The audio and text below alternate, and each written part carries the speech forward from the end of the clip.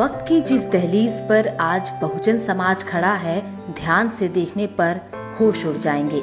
आरक्षण लगभग समाप्ति की ओर है, संविधान खतरे में है, ईवीएम की भूमिका संदिग्ध है, न्यायपालिका में बहुजन भागीदारी नगण्य है, छात्र नौजवानों का भविष्य अंधकार में है और निजीकरण बहुत ही तेज हो गया है। सबसे निराशाजनक बात है कि कोई उम्मीद की किरण भी नहीं दिखती।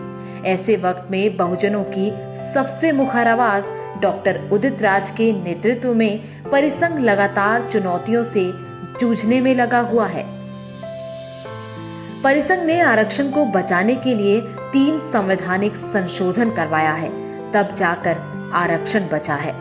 जब 85वें संवैधानिक संशोधन को चुनौती सुप्रीम कोर्ट में दी गई, तब परिसंघ ने ही 2006 में सुप्रीम कोर्ट में पैरवी करके वरिष्ठता के लाभ को बचाया है। अन्ना आंदोलन से लोकपाल जब बन रहा था तो परिसंघ ही है जिसने बहुजन लोकपाल को संसद की समिति के सामने पेश कर उसमें चारों वर्गों दलित, पिछड़े, महिलाओं और अल्पसंख्यकों को भागीदारी दिलवाई। चूंकि इनकी भागीदारी हो गई तो अन्ना हजारे और उनके साथी लोकपाल बनवाने में रुचि ही खत्म कर दिए, वरना यही लोकपाल बहुजनों के लिए जेलपाल हो जाता।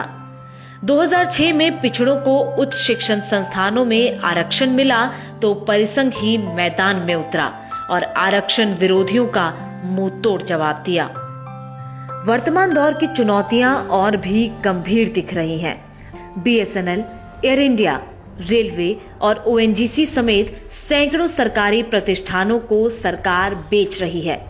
परिसंघ का मानना है कि केवल जनशक्ति ही आरक्षण को बचा सकता है। जैसे 2 अप्रैल 2018 को जनशक्ति का प्रदर्शन हुआ तो दोनों मांगे मान ली गई।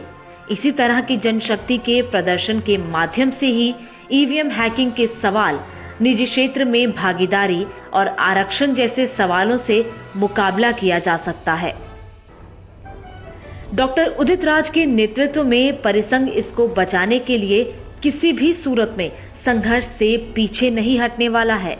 वर्तमान दौर में बहुजन समाज बहुत बुरे दौर से गुजर रहा है। आरक्षण पर हमले, बढ़ता हुआ निजीकरण, प्रमोशन में आरक्षण की समाप्ति, ईवीएम की बेईमानी ने बहुजन समाज को कहीं का नहीं छोड़ा है। बाबा साहेब डॉक्टर अंबेडकर के संघर्ष और तपस्या से बहुजन समाज ने जो हक अधिकार हासिल किए वो आज खतरे में दिख रहा है। देश का संविधान ही खतरे में दिख रहा है। डॉक्टर उदित राज ने बहुजनों को उनका हक अधिकार दिलाने के लिए आईआरएस की नौकरी छोड़ दी और संघर्ष का रास्ता चुना। पर इसे दुर्भाग्य माना जाएगा कि ऐशो आराम की नौकरी छोड़कर राजनीतिक संघर्ष का रास्ता चुनने वाले उदित राज को बहुजन समाज ने समुचित सहयोग नहीं किया। डॉक्टर उदित राज दूसरों की तरह गूंगे बहरे होते तो सांसद और मंत्री पद तो क्या, किसी भी ऊंचाई पर भाजपा और संघ उन्हें ले जाने के लिए तैयार थी। बहुजन आंदोलन ने सत्ता प्राप्ति का सपना तो दिखाया, लेकिन वर्तमान अधिकार जैसे न्यायपालिका में आरक्षण, संविधान को कमजोर करना, निजीकरण, बेरोजगारी जैसे जीवन मरण के सवालों पर ना तो लड़े और ना ही लड़ने दिया। संसद और सड़क दोनों सूनी छोड़ी। वर्षों तक लोगों को बड़े सपने दिखाकर भावनाओं में बहाते रहे और अब हालत ये हो गई है कि शिक्षा विभाग और सरकार में आरक्षण लगभग समाप्त है। परिस्थितियों का तकाजा है कि अब हमें अपनी सोच बदलनी पड़ेगी।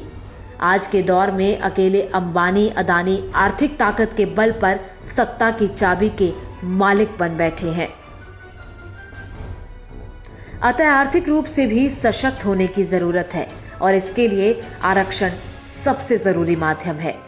फूले, पेरियार, अंबेडकर, साहू जी महाराज एवं सामाजिक न्याय के लिए जनजागरण को ही बहुजन समाज का संपूर्ण मिशन मान लिया गया है।